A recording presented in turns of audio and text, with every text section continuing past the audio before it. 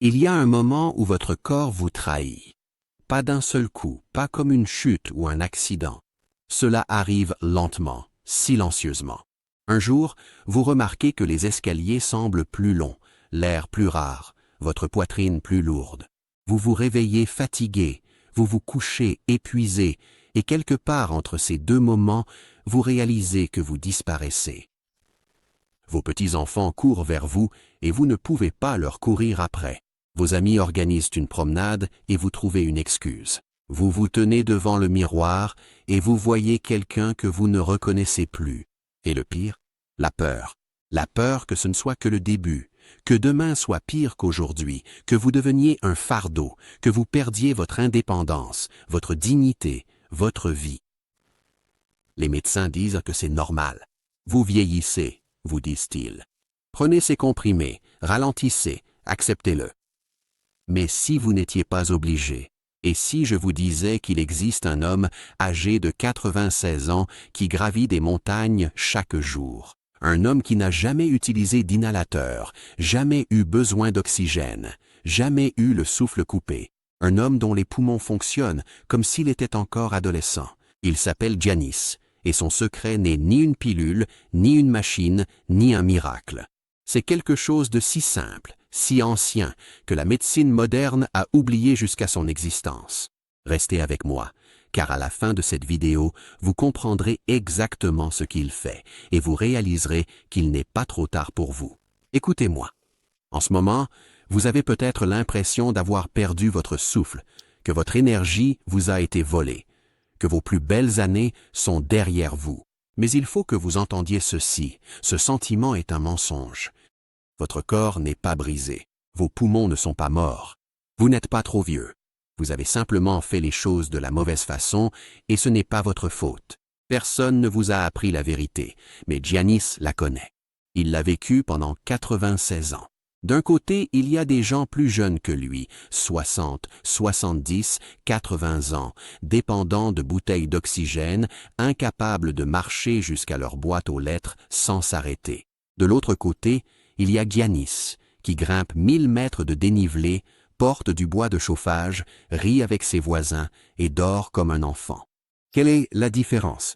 Ce n'est pas la génétique, ce n'est pas la chance. C'est une habitude quotidienne qu'il a apprise de son père, qu'il avait apprise de son propre père, lequel l'avait apprise de berger ayant vécu plus de 100 ans dans les montagnes de Crète. À la fin de cette vidéo, vous connaîtrez exactement la technique de respiration que Giannis utilise chaque matin, l'aliment qu'il consomme et qui nettoie ses poumons comme un filtre, le rythme de marche qui force votre corps à produire un nouveau tissu pulmonaire sain, ainsi que le déclic mental qui a tout changé pour lui. Mais d'abord, vous devez comprendre d'où il vient, car son histoire n'a pas commencé au sommet d'une montagne. Elle a commencé dans un endroit bien plus sombre. Giannis n'a pas toujours été fort. Il y a plus de 40 ans, il a cru que sa vie touchait à sa fin. Il avait 54 ans, était berger, père, mari, et il ne pouvait plus respirer. Tout a commencé par une toux, une petite, du genre qu'on ignore, mais elle n'est jamais partie. Elle a empiré, elle est devenue plus profonde, plus grasse, plus lourde. Bientôt, il s'est mis à tousser chaque nuit. Sa femme, Maria, se réveillait et le trouvait assis au bord du lit, haletant, essayant d'aspirer de l'air dans ses poumons comme un homme en train de se noyer. Il est allé voir le médecin du village, puis à l'hôpital en ville. Le diagnostic, bronchite chronique, premier signe d'emphysème. On lui a donné des comprimés, des inhalateurs, des stéroïdes. « Tu as respiré de la poussière et de la fumée toute ta vie », a dit le médecin. « Vos poumons sont abîmés, nous ne pouvons rien faire, il faut juste gérer les symptômes. » Gérer les symptômes. Cette phrase le hantait, car Giannis était berger. Sa vie, c'était la montagne. Sa vie, c'était marcher, grimper, respirer l'air pur, et maintenant on lui disait « cette vie est terminée ». Il a essayé de l'accepter. Il a essayé de ralentir. Mais chaque fois qu'il regardait son troupeau, chaque fois qu'il voyait les sommets qu'il gravissait autrefois, chaque fois que ses petits-enfants lui demandèrent de jouer, il se sentait comme un fantôme, un homme encore vivant, mais déjà parti. Sa femme l'a remarqué, ses enfants l'ont remarqué. Tu as abandonné, lui a dit Maria un soir. Je le vois dans tes yeux.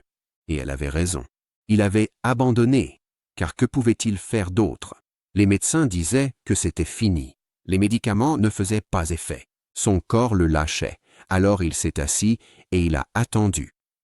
Une fenêtre sous la pluie, le temps qui passe, les saisons qui changent. Les semaines devinrent des mois. Puis un jour, quelque chose arriva. Un coup frappait à la porte. Un vieil homme avec une canne, le visage marqué par le temps, mais des yeux vifs et perçants. Il s'appelait Stavros, un oncle éloigné, âgé de 89 ans. Il avait marché 12 kilomètres pour rendre visite à Yanis, seul, sans s'arrêter. Yanis le regarda, stupéfait. « Pourquoi me regardes-tu comme ça ?» Stavros rit.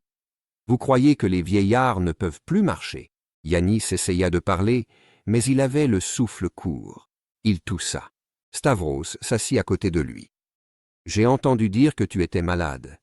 J'ai entendu dire qu'on t'avait annoncé que c'était fini pour toi. » Yanis hocha la tête, honteux. Stavros secoua la tête. « Le problème, dit-il, ce ne sont pas vos poumons.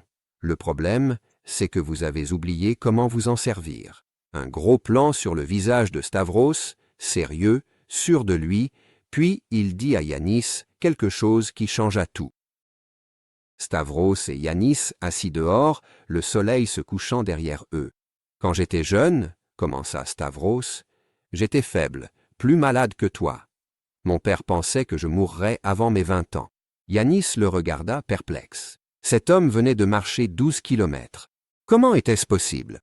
Mon père m'a emmené à la montagne, pas chez un médecin, pas à la pharmacie, à la montagne. Et il m'a appris quelque chose que nos grands-pères savaient, quelque chose que les bergers ont toujours su. Il se pencha plus près. Tes poumons ne sont pas des machines, ce sont des muscles, et comme tout muscle, ils peuvent être entraînés. Ils peuvent guérir, mais pas avec des pilules, pas avec du repos. Un flashback. Le jeune Stavros marchant lentement en montée avec son père, respirant de façon délibérée. Chaque matin, mon père me faisait marcher, pas vite, pas loin, juste en montée. Et pendant que je marchais, il me faisait respirer selon un rythme. Stavros montra une longue et lente inspiration par le nez, 4 secondes. Retiens, 2 secondes. Une longue et lente expiration par la bouche, 6 secondes. Il appelait cela Anasa tu Vunu, le souffle de la montagne. La montagne vous offre de l'air pur, mais vous devez l'inspirer profondément. Vous devez remplir chaque recoin de vos poumons. Vous devez réapprendre à votre corps à respirer. Yanis écouta sceptique. « C'est tout? Juste respirer ?» il a demandé. Stavros sourit. « Juste respirer, mais de la bonne manière. Celle pour laquelle ton corps a été conçu avant que tu ne t'assoies sur des chaises, avant que tu ne vives dans des maisons, avant que tu n'oublies ce dont ton corps était capable. » Yanis regarda ses mains, incertain. Il n'y croyait pas vraiment. Cela paraissait trop simple, trop démodé. Mais Stavros le regarda avec ses yeux vifs et perçants et dit « J'ai 89 ans. Je n'ai jamais pris de médicaments pour mes poumons. Je n'en ai jamais eu besoin. Et je grimpe encore plus haut que des hommes 2 fois plus jeunes que moi. » Pause. « Alors dis-moi, Yanis, qu'as-tu à perdre ?» Et cette question, « qu'as-tu à perdre ?» résonna dans son esprit pendant des jours. Il avait tout essayé d'autre. Les comprimés n'avaient pas marché. Les inhalateurs n'avaient pas marché non plus. Les médecins n'avaient aucune réponse. Alors, un matin, avant le lever du soleil, Yanis a lacé ses bottes et il s'est mis à marcher. Le premier jour fut une torture. Sa poitrine brûlait, ses jambes tremblaient. Il a toussé si fort qu'il a dû s'arrêter et s'asseoir sur un rocher. Mais il se rappela ce que Stavros avait dit. La montagne ne se soucie pas si tu es lent. Elle se soucie seulement que tu continues d'avancer. Alors il continua d'avancer. Les jours passèrent, Yanis parcourant le même chemin, un peu plus loin à chaque fois. Chaque matin, il marchait et chaque matin, il inspirait par le nez, 4 secondes, retenait 2 secondes, expirait par la bouche, 6 secondes. Au début, cela semblait impossible. Ses poumons hurlaient, son corps résistait. Mais après 1 semaine, quelque chose changea. Il remarqua qu'il pouvait marcher un peu plus loin avant de s'arrêter. Après 2 semaines, la toux atténua. Après 1 mois, il se réveilla sans douleur dans la poitrine et après 3 mois, il grimpa plus haut qu'il ne l'avait fait depuis des années. Il se tint au sommet, regarda la vallée en contrebas et pleura parce que, pour la première fois depuis longtemps, il se sentait à nouveau vivant. Alors, qu'a fait exactement Yanis? Laissez-moi vous l'expliquer, étape par étape, car ce n'est pas de la magie, ce n'est pas une formule secrète. C'est une méthode, un rythme, une pratique quotidienne que tout le monde peut suivre. Première étape, la respiration de la montagne, Anasa Tuvunu. Chaque matin, avant que Yanis ne mange, avant qu'il ne boive son café, avant qu'il ne fasse quoi que ce soit, il respire. Il se tient dehors, fait face aux montagnes et prend 10 grandes inspirations en suivant ce schéma. Inspirez par le nez pendant 4 secondes. Remplissez complètement vos poumons. Sentez votre ventre se gonfler. Pas seulement votre poitrine. Retenez votre souffle pendant 2 secondes. Laissez l'oxygène se diffuser dans votre sang. Expirez par la bouche pendant 6 secondes. Lentement. Videz complètement vos poumons, comme si vous pressiez l'eau d'une éponge. Pourquoi ça fonctionne? Parce que la plupart des gens respirent superficiellement. Ils n'utilisent que le tiers supérieur de leurs poumons. La partie inférieure, là où l'échange d'oxygène est le plus important, reste inutilisée, stagnante, remplie d'air emprisonné. Cette respiration profonde force vos poumons à se déployer complètement. Elle chasse l'air vicié. Cela renforce le diaphragme. Cela réapprend à votre corps à respirer efficacement. Yanis fait cela 10 fois chaque matin. Ensuite, il marche. Deuxième étape, la marche en montée. Yanis ne fait pas de jogging. Il ne court pas, il ne se précipite pas. Il marche en montée pendant 30 à 45 minutes chaque jour. Et pendant qu'il marche, il garde le même rythme de respiration. 4 secondes d'inspiration, 2 secondes de pause. 6 secondes d'expiration. Pourquoi en montée? Parce que quand on marche en montée, le corps a besoin de plus d'oxygène. Les poumons doivent travailler davantage. Votre cœur doit pomper plus fort. C'est ce qu'on appelle le stress adaptatif. Vous n'abîmez pas vos poumons, vous les entraînez. Vous les forcez à se dilater, à se renforcer, à développer une nouvelle capacité. Et comme vous respirez profondément et lentement, vous apprenez à votre corps à utiliser l'oxygène efficacement, sans précipitation. Avec le temps, vos poumons s'adaptent. Ils deviennent plus forts, ils retiennent plus d'air, ils extraient plus d'oxygène à chaque respiration. Après 40 ans de cette pratique, les poumons de Yanis fonctionnent comme s'il avait des décennies de moins. Pas grâce à la médecine, mais grâce au mouvement, au rythme, à la régularité. Le thé du berger. Chaque après-midi, Yanis boit une tisane faite de 3 herbes sauvages. Le thym de montagne dégage le mucus et combat les infections. L'origan sauvage ouvre les voies respiratoires et réduit l'inflammation. La sauge renforce les poumons et apaise les irritations. Il les fait bouillir ensemble avec une tranche de citron et une cuillère de miel des abeilles de son voisin. La vapeur s'élève d'une tasse en terre cuite. Yanis sirote lentement. Ce n'est pas une potion magique, mais ces herbes sont utilisées depuis des siècles par les bergers parce qu'elles sont efficaces. Ce sont des expectorants naturels.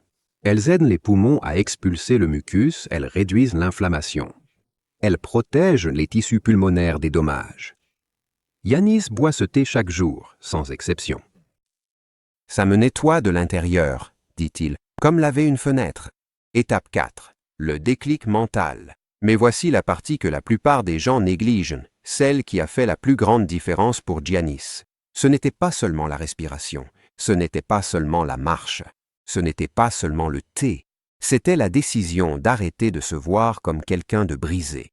Quand les médecins lui ont dit qu'il était fini, il les a crus et cette croyance est devenue sa réalité. Mais quand Stavros lui a dit « Tu as oublié comment utiliser tes poumons », c'était différent. Cela signifiait qu'il n'était pas brisé, il avait simplement perdu l'habitude. Et ce passage de « je suis malade » à « je suis en train de guérir » a tout changé, car ton corps écoute ton esprit. Si tu crois que tu es faible, tu resteras faible. Mais si tu crois que tu peux guérir, si tu fais un petit pas chaque jour, si tu choisis de refaire confiance à ton corps, alors la guérison devient possible. Giannis a maintenant 96 ans. Il marche encore chaque matin. Il respire encore l'air de la montagne. Il boit toujours son thé et il n'a pas consulté de médecin pour ses poumons depuis plus de 35 ans. C'est la vie de Giannis aujourd'hui. Il se réveille sans douleur. Il marche sans peur. Il respire sans y penser. Ses enfants ne s'inquiètent plus pour lui. Sa femme ne le regarde plus avec cette tristesse silencieuse dans les yeux. Il est libre. Et quand on lui demande « Comment fais-tu pour être encore si fort ?» il répond toujours la même chose. « Je ne suis pas fort. Je n'ai simplement jamais arrêté de bouger. Écoute-moi. Peut-être que tu regardes ceci en te disant « C'est bien pour lui, mais moi, c'est trop tard. » Peut-être qu'on t'a dit que tes poumons étaient abîmés. Peut-être que tu as tout essayé et que rien n'a fonctionné. Peut-être que tu as abandonné. Mais il faut que tu entendes ceci. Il n'est jamais trop tard. Giannis avait 54 ans quand il a commencé. Il était malade. Il était faible. On lui avait dit que c'était fini et il leur a prouvé le contraire. Pas avec de l'argent, pas avec des médicaments, pas avec de la chance, mais avec le souffle, avec le mouvement, avec le choix. Tu n'as pas besoin de gravir une montagne demain. Tu n'as pas besoin d'être parfait. Tu as juste besoin de prendre une inspiration, un pas, un jour à la fois. Ton corps se souvient comment guérir. Il se souvient comment être fort. Tu dois juste le lui rappeler. Alors demain matin, sors dehors, tiens-toi droit, fais face à l'horizon et respire. 4 secondes d'inspiration, 2 secondes de pause, 6 secondes d'expiration, puis